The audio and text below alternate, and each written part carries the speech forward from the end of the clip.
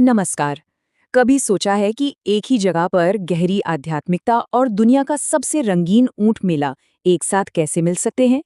आज हम बात कर रहे हैं राजस्थान के पुष्कर की, एक ऐसी जगह जो ऐसे ही कुछ अविश्वसनीय विरोधाभासों का घर है।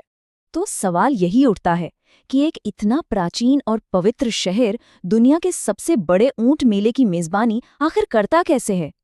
ये ना दो बिल्कुल अलग दुनियाओं की कहानी है जो हर साल आकर एक दूसरे में घुल मिल जाती हैं।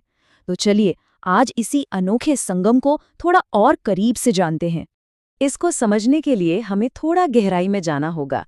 देखिए, पुष्कर का ये जो दोहरा चरित्र है ना, यही इसकी सबसे बड़ी खासियत है। एक तरफ ये एक शांत तीर्थ स्थल है, तो दूसरी तरफ एक शानदार धमाकेदार सालाना उत्सव का घर। और सच कहूं तो इस मेले की रौनक को समझने के लिए पहले इस शहर की पवित्र आत्मा को समझना बहुत जरूरी है।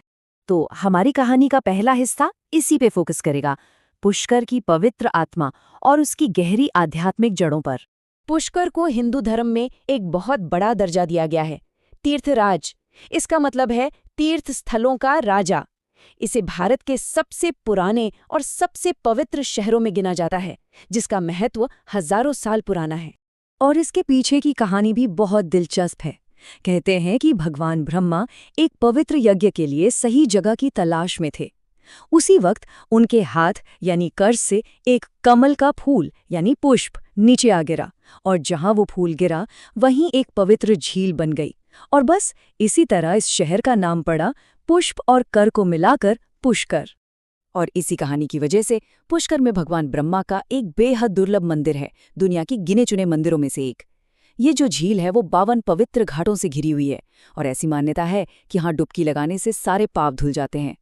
ये जो पवित्रता का माहौल है, ये कार्तिक महीने में मतलब अक्टूबर-नवंबर के आसपास अपने चरम पर होता है, जब हजारों श्रद्धालु यहाँ आते हैं। और फिर जैसे ही कार्तिक का महीना शुरू होता है, शहर की वो शांत फिजा अचानक से एक बिल्कुल नया रूप ले लेती है। माहौल पूरी तरह बदल जाता है और एक जबरदस्त नजारा देखने को मिलता है। जी हाँ, दुनिया का सबसे बड़ा ऊंट मेला शुरू हो जाता है। ये सिर्फ एक मेला नहीं है, ये एक ऐसा इवेंट है जो दुनिया भर में मशहूर है और जो लाखों लोगों को अपनी तरफ खींच लाता है। अब नाम तो इसका ऊंट मेला है, लेकिन यहाँ सिर्फ ऊंट नहीं होते। हजारों ऊंट, घोड़े और दूसरे मवेशी यहाँ लाए जाते हैं। व्यापारी लोग तो हफ्तों का सफर तय करके यहाँ पहुँचते हैं। जानवरों को रंग बिरंगे कपड़ों, घंटियों और गहनों से खूब सजाया जाता है, और चारों तरफ बस खरीद बिक्री की हलचल और मोल भाव का शोर सुनाई देता है। लेकिन कुछ दिनों के इस व्यापार और लेन देन के बाद असली मजा शुरू होता है। ये वो वक्त है जब पुष्कर मेला सिर्फ एक बाजार से कहीं ज्यादा एक पूरा सांस्कृतिक उत्सव बन जाता है। और इस उत्सव का एक सबसे बड़ा आकर्षण है मूंछ प्रतियोगिता। ये कोई आम कंपटीशन नहीं है, बल्कि राजस्थानी संस्कृति का एक ऐसा हिस्सा है जो हंसी मजाक और शान से भरा है।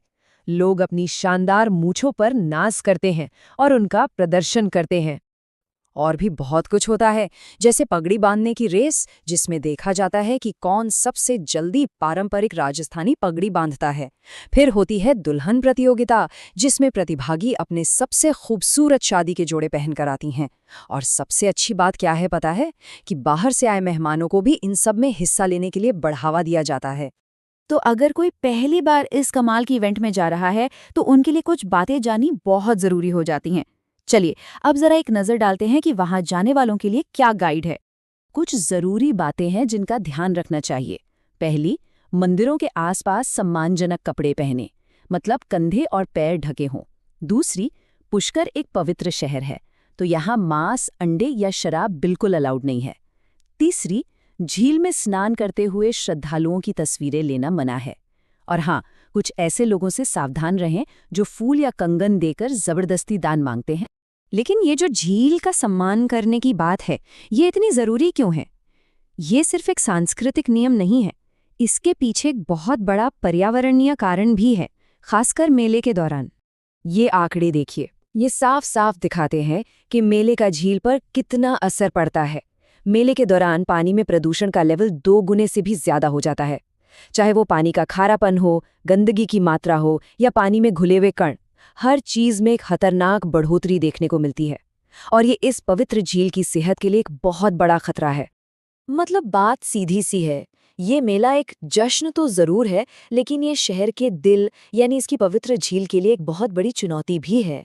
तो यहाँ आने वाले लोगों का व्यवहार, उनका रहन सहन सीधे तौर पर इस पवित्र जगह के भविष्य को तय करता है।